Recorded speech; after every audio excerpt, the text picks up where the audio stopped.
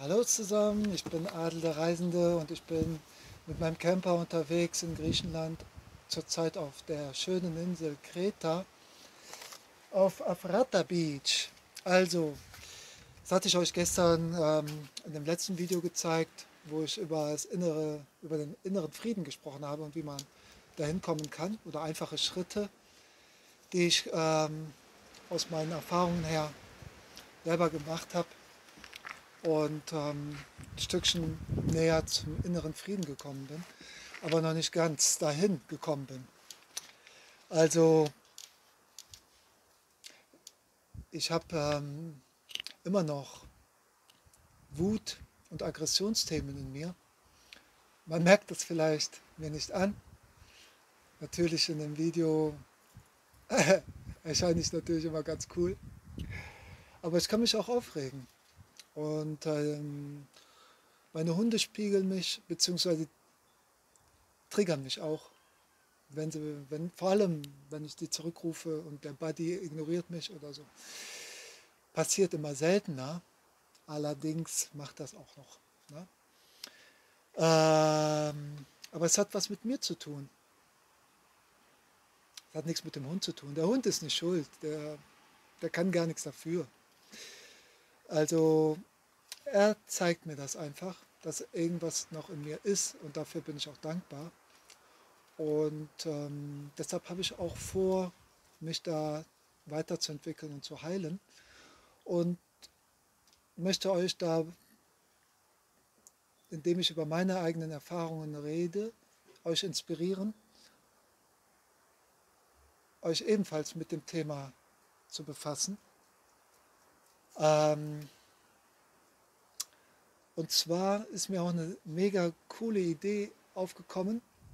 In einem Kommentar vom letzten Video hat mir eine Frau geschrieben, das innere Kind zu heilen ein sehr, sehr machtvolles Mittel ist, um ja, die innere Wut zu lösen, weil die kommt aus der Kindheit.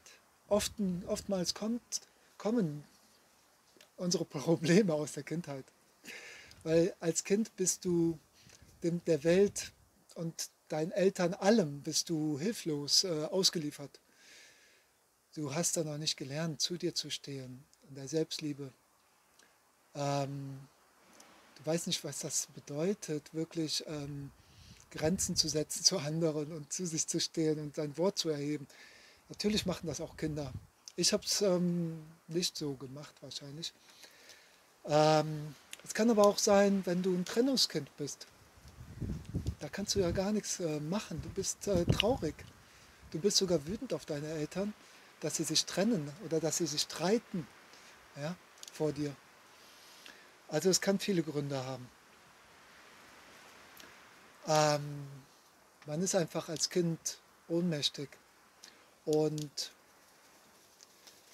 diese Ohnmacht, die bewirkt, dass man ähm, seine Wut verdrängt, seine Trauer verdrängt und in sich hineinfrisst. Und das bleibt dann sein Leben lang.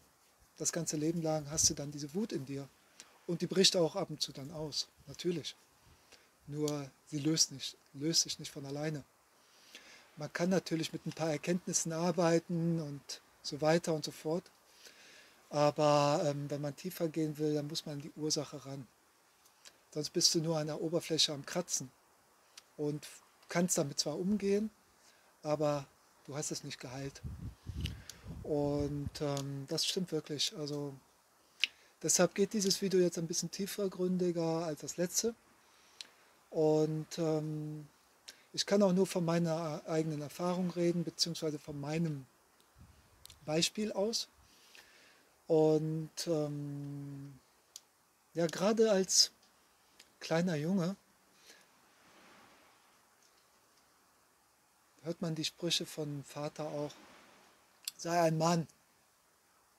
Ja, wenn du da quengelst oder weinst oder irgendwas dir nicht passt, sei ein Mann. Ja, das habe ich öfters schon gehört. Oder ja, Indianer weinen nicht oder irgendwas. Deshalb gibt es auch so wenige Männer, die sich hier öffnen. 80% meiner Follower sind Frauen. Also, oder 70%, ich weiß nicht. Ich habe nicht nachgezählt, aber gefühlte 70, 80% sind Frauen, die sich mit sowas befassen. Aber gerade Männer haben da ein Problem. Ja, also ich hoffe, dass ein paar zuschauen und auch mal sich zu Wort melden. Ich weiß, da sind auch ein paar, natürlich. Ja, es würde mich freuen, wenn da noch mehr sich melden. Kommt ruhig raus aus eurem Schneckenhaus. Zeigt eure Gefühle. Das ist kein Zeichen von Schwäche. Das ist eigentlich das Gegenteil. Wenn du über deine Gefühle reden kannst, ist das ein Zeichen von Stärke. Okay, also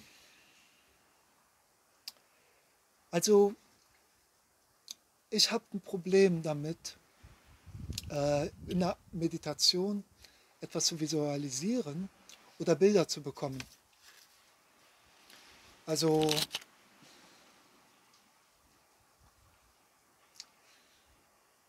das frustriert mich, denn dann kann ich keine innere Kindarbeit machen, weil diese innere Kindarbeit, die geht durch eine Meditation, ja, dass du, also meistens, manche können es auch so, aber da komme ich, ja, doch, ich erzähle euch jetzt gleich mal was. Ich habe ja das letzte Mal in einem Video über inneren Frieden gesprochen und ein Mittel, um in den inneren Frieden zu kommen, ist ein Vergebungsritual. Das nennt sich Ho'oponopono und kommt aus Hawaii. Ich habe es nicht genau mehr in Erinnerung gehabt. Ich habe gedacht, es wäre von den Maoris aus Neuseeland, aber es ist von den Hawaiianern. Und das heißt quasi, man vergibt sich. Also man vergibt sich nicht, man vergibt andere. Ja, aber ich kann das Vergebungsritual auf mein inneres Kind anwenden. Und diese Idee kam mir gestern durch die Kommentare. Dann habe ich mir gedacht, warum befasse ich mich jetzt damit? Warum kommt mir das? Das ist kein Zufall. Das hat mir auch keiner gesagt. Das kam einfach als Gedankenblitz. Von oben oder von in mir heraus. Ich weiß es nicht. Was auch immer, aber es ist geführt. Und dann habe ich das heute probiert, habe mir diese Sprüche aufgesagt. Und dann habe ich gesagt, okay, Adel, ähm, tut mir leid. Bitte, verzeih mir. Ich liebe dich.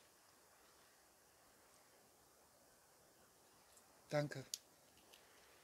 Das sind die einfachen Sprüche, die wiederholt man. Als ich das das erste Mal heute gesagt habe, habe ich eine Energie gespürt, die sehr gut tat, wie so ein Schauer. Ich habe es nur einmal gesagt und das hat schon was in mir bewegt. Vor allem, wenn ich meinen Namen vorher noch sage, Adel. Denn Adel, so wurde ich in Ägypten genannt als kleines Kind, als ich noch in Ägypten mit meinen Eltern gelebt habe. Als wir dann, also meine Eltern haben sich dann getrennt, meine Mutter ist Deutsche, mein Vater Ägypter. Und als meine Eltern sich getrennt haben, also bin ich bei meiner Mutter natürlich geblieben, mit meinem Bruder nach Deutschland gegangen. Und ich habe als kleiner Junge mit 5,5 Jahren meiner Mutter gesagt, hier in Deutschland heiße ich André und wir sprechen Deutsch, weil mein zweiter Vorname ist André. Also ich habe beide Vornamen. André Adel. In Ägypten wurde ich Adel genannt. Und dann habe ich den Adel ausgegrenzt. Habe ich die ganze ägyptische Seite von mir ausgegrenzt. Und heute verstehe ich, dass das ein Trauma war. Diese Trennung von meinem Vater, die Trennung von meiner ägyptischen Seite, von der ganzen Kultur, von der Familie, von der Oma, alle. Ich habe da wohl etwas verdrängt. Und ich glaube, daher kommt auch die Wut. Die innere Wut. Das Aggressionsthema. Und das haben wahrscheinlich sehr viele, weil es gibt viele Trennungskinder. Dann kommt noch hinzu, dass ich mich dann ganz von meiner halben Familie abgekapselt habe, von dem ganzen, also halben Familienstamm. Und das ist ja extrem, ne?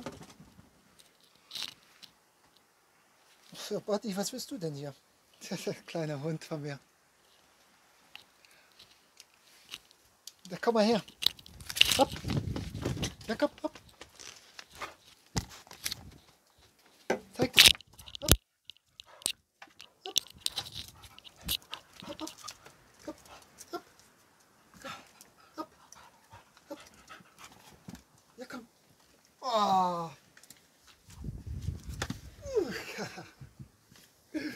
Das ist der kleine Buddy. Der kleine. Ja, das ist der kleine Buddy. Mein bester. Mein bester Freund. Mein zweitbester. Nee. Gordy und Buddy sind meine besten. Ja? Komm, geh noch mal runter. Okay, also. Ich habe mich dann mit dem inneren Kind beschäftigt. Und meine ehemalige Freundin fragte mich, upsala, Mikro ist ein bisschen zurückgefallen. Ja, wie heißt denn dein inneres Kind? Ich habe gesagt, ja, André natürlich. Und dann, oh Scheiße, oh Shit, oh Mist. Ich will das Wort nicht mehr sagen.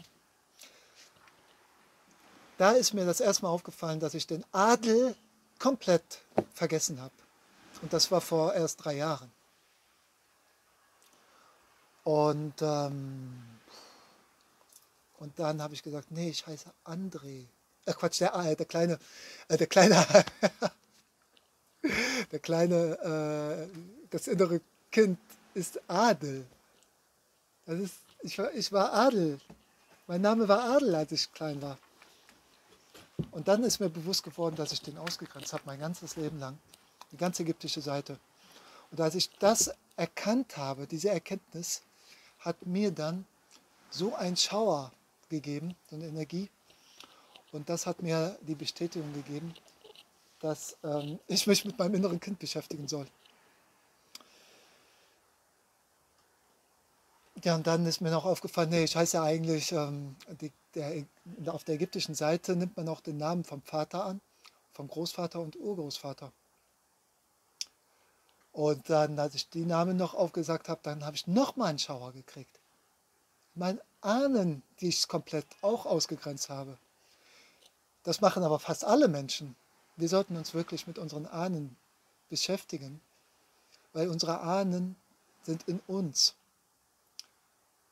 Von unseren Ahnen oder Vorfahren haben wir alles geerbt, sogar körperlich, feststofflich und feinstofflich. Ich weiß nicht, ob mein Großvater väterlicherseits noch gelebt hat, als ich geboren bin, aber mein Urgroßvater auf jeden Fall nicht mehr. Vielleicht bin ich eine Inkarnation von denen oder ein Teil, ich weiß es nicht. Es steckt auf jeden Fall in mir. Und diese Namen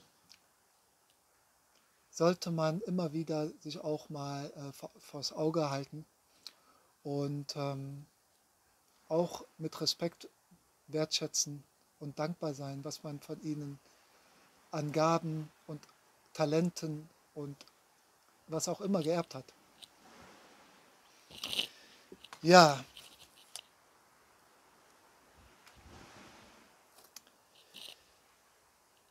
was wollte ich noch sagen? Vor kurzem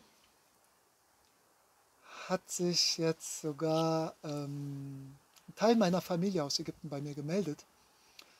Mein Vater hatte nach der Trennung nochmal eine Frau und hatte da nochmal 2 Kinder aus der Ehe, eigene Kinder. und 2 Söhne. Ich habe also Brüder in Ägypten, mit denen ich gar keinen Kontakt hatte.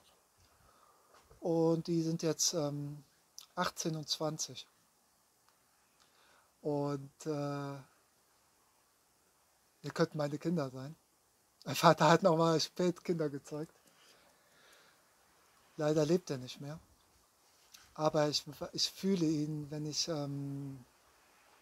darüber rede, dass ich sage, er freut sich, dass meine Brüder sich bei mir gemeldet haben.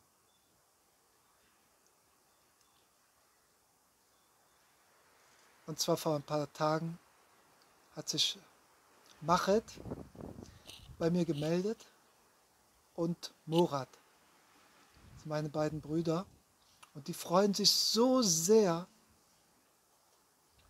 Kontakt jetzt mit mir zu haben. Und ich bin natürlich offen dafür. Und ich grüße euch beiden. Die schauen sicherlich zu, weil die verfolgen mich auch. Die können zwar noch nicht so gut Deutsch, also lernen das, aber Englisch, und ich mache ja auch einen englischen Untertitel mit rein. Und können dann das mitverfolgen. Ja, also so ergibt sich das jetzt alles, dass ich jetzt mit meiner ägyptischen Seite, mit meiner Familie wieder Kontakt aufnehme. Ich kann sie leider jetzt nicht besuchen mit meinem Camper und sie können mich hier nicht besuchen, aber wir sind jetzt in Kontakt. Und ja, unsere ganzen Ahnen freuen sich darüber, die springen in der Luft, die tanzen. Und wo es jetzt ums Tanzen geht, also ich tanze jetzt nicht. Ich habe gestern das Lied Ho'oponopono aufgespielt. In meinem Telegram-Kanal habe ich auch den Interpreten geteilt. Ich weiß jetzt den Namen nicht mehr. Das ist ein richtig schönes Lied. Ich lasse das mal kurz einspielen. Und ich wurde gefragt, ob ich mal Gitarre spiele. Ich bin jetzt nicht der beste Gitarrist. Ich musste auch jetzt vorhin gerade ein bisschen die Akkorde einstudieren von diesem Lied. Aber ich versuche es jetzt mal. Also wie gesagt, ich habe keinen Anspruch auf Perfektionismus. Deshalb darf ich auch Fehler machen, wie jeder andere. Jeder andere darf das auch. Und dann fangen wir mal an. Ne? Ich kann das Lied natürlich nicht so viel laufen lassen, weil wegen Urheberrechtsverletzung. Also ein paar Sekunden geht aber, denke ich.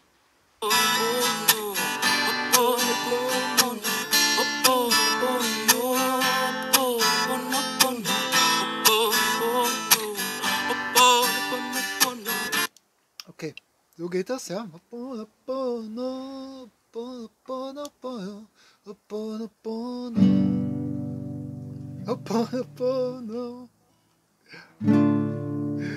Mann, ich habe jetzt die Akkorde wieder vergessen.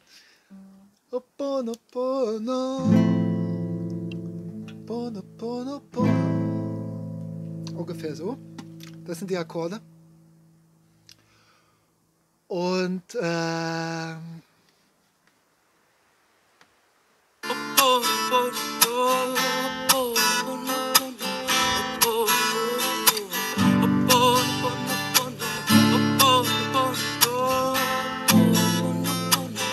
I'm so sorry, please forgive me. I love you and I thank you. Also auf Englisch. Also, noch einmal. Wie war es jetzt? I'm so sorry.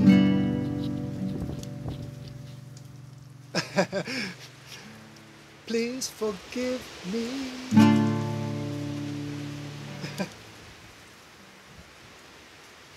And I love you.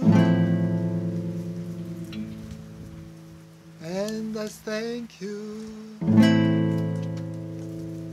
Dieses Lied und dieses Video widme ich meinem inneren Kind, Adel. Schön, dass du zuhörst, mein Freund. Von nun an kümmere ich mich jeden Tag um dich und ich werde jeden Tag dieses Lied spielen und singen und aufsagen, morgens, nachmittags, abends. Und ich denke, dass ich damit meinem inneren Kind Adel ein Stückchen näher komme und dem inneren Frieden. Und ich hoffe, ich konnte euch damit inspirieren, falls ihr Doppelnamen habt oder Namen habt, die ihr abkürzt oder ähm, Migrationshintergrund habt, halbe Seite der Familie Ausländer sind und ihr habt da keinen Kontakt mehr zu oder ihr habt keine Kontakte mehr zu euren Ahnen, also, habt, also nicht regelmäßig Kontakt aufnehmt. Ich kann auf jeden Fall empfehlen, wenn ihr eine Kerze anzündet, an eure Ahnen zu gedenken und euch zu bedanken. Das macht so viel, so viel. Also, ich danke fürs Zuschauen. Bitte schenkt mir ein Like oder kommentiert gerne ein Video, wie ihr das Video fandet und ob ihr euch da was herausnehmen konntet für euch oder vielleicht habt ihr noch ein paar Ideen. Und ich wünsche euch noch einen schönen Tag und zum Abschluss spiele ich noch mal eine kleine Runde. Ciao, my Frau. Ciao, my friends. I'm so sorry, please forgive me. I love you and I thank you.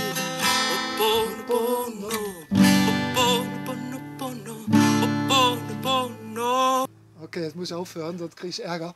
Ho'oponopono, Ho'oponopono. Danke, meine Lieben, und bis bald.